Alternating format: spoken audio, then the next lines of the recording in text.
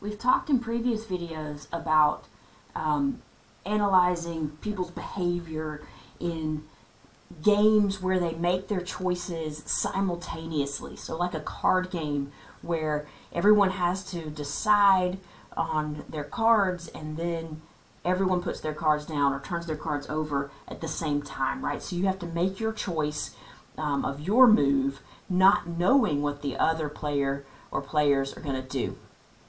What if instead the players take turns rather than moving at the same time? So it becomes more like a game of chess where player A moves, player B watches what player A does, and then moves accordingly. In order to analyze these games, to think about what a player is going to do or what his or her best option is in these games, we use what's called backward induction. And those who are really good at chess already know this process. So it's a process of deducing backward, kind of using the word in its definition, right? From the end of a scenario to infer a sequence of optimal actions. And so those are lots of big fancy words, but what we mean there is what a really good chess player does, right? You look forward into the future and you think to yourself, if I move this piece to that square, then what will be their response? And then what will I do? And then what will they do? And then what will I do? And you, a good chess player, or those machines that can play chess, right? What they can do is look all the way into the future to checkmate, the end of the game, right? And in that way, you decide, do I want to move this piece to that square? Understanding what it means for the rest of the game, right? And so you look all the way into the future to the end of the game, and you sort of work your way back from there to figure out what you should do now. That's backward induction. So let's look at a particular game of cooperation and think about what might happen if it's a simultaneous game where players have to choose their outcomes without knowing what the other one does, and then look at how that might change if we made it into a sequential game instead. And so here's a game where Iggy and Azalea have to decide whether to agree with each other or disagree, right? And here the outcomes are listed in a table here. If these players are playing a game where they have to decide, agree or disagree before they know what the other person is going to do, how will it end up? So we analyze this the same way that we would analyze our other, like our prisoner's dilemma type of game, right? So a simultaneous game. So put yourself in Azalea's shoes and think about, I don't know what Iggy will do, but I know Iggy's options, right? And so if Iggy chooses to agree, which one's better for me?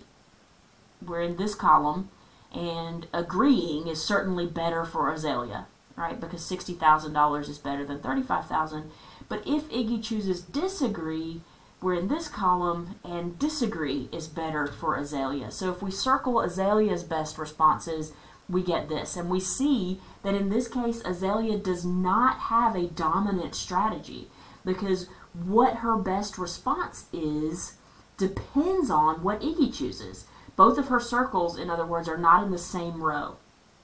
She can't just automatically decide, oh, perfect, agree, because that's my best option regardless. No, her best option depends, right? It changes from agree to disagree depending on what Iggy does. So Azalea does not have a dominant strategy in this case. And if we went through the same process with Iggy, we would see that Iggy also does not have a dominant strategy. That what Iggy chooses depends on, or what Iggy at the end of the day, right, wishes she had chosen, depends on what Azalea chose. And so there's not a dominant strategy or one best option for Iggy or for Azalea. And in this case, there's not a Nash equilibrium, right? There's no box in this table that has two circles. There's nowhere in this table that someone doesn't have a regret. There's no regrets equilibrium if we play this game simultaneously. But if we turn it into a sequential game, if we let Azalea decide first and then let Iggy decide, then it becomes a game like this. So we represent it using what's called a tree, right? A decision tree. So Azalea goes first and chooses either agree or disagree, and what Azalea does will determine Iggy's possible outcomes, right? So if Azalea chooses agree, Iggy can choose agree or disagree. If Azalea chooses disagree, Iggy can choose agree or disagree. The outcomes that are possible are listed across the bottom. So with Azalea's in red and Iggy's in blue. Azalea first, Iggy second. So we analyze this game now knowing that they're going to go in sequence, that Azalea is going to go first. We can analyze this game using backward induction, similar to what you would in a chess game.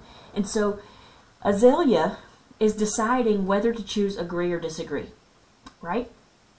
And so you'll think about, if Azalea is a good chess player, Azalea will think, what if I choose agree? How will Iggy respond, right? So if Azalea chooses agree, then we know we're on this side of the tree, on the left side of the tree. And so Iggy's two options are agree and get $20,000, right? So the second number here is Iggy's outcome. Or Iggy chooses disagree and gets $75,000, right? So if we're over here when Iggy chooses, which one is Iggy going to choose? Obviously, Iggy will choose disagree because $75,000 for Iggy is better than $20,000 for Iggy, right? Iggy doesn't care what Azalea gets, right? So if Azalea chooses agree, then she can be sure Iggy will not also choose agree. Iggy's going to go this way because Iggy's going to go for the $75,000 rather than the $20,000. If Azalea chooses to disagree, what can she expect Iggy to do? She can expect on this side that Iggy's going to choose the $50,000 for herself over the $25,000 for herself.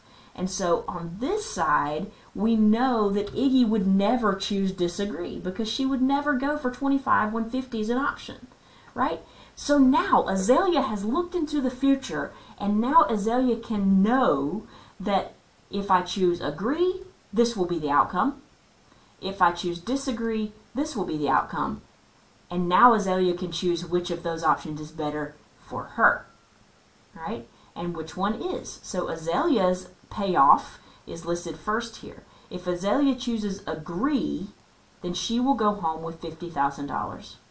If Azalea chooses disagree, then she will go home with $35,000. Which one's better? Of course, agree is better. And so if this is a sequential game, then we can use backward induction and we can tell which outcome, which strategy is best for each player. Azalea will choose to agree, and then Iggy will choose to disagree. That will be how this game plays out, right? So certainly Azalea would love it if we could end up over here at disagree, where Azalea gets $75,000. But that would never happen because Iggy will never choose this option. And so Azalea has to look in the future, think about what Iggy is going to do in response to her strategy, and then choose what's best based on that. So that's where we end up here.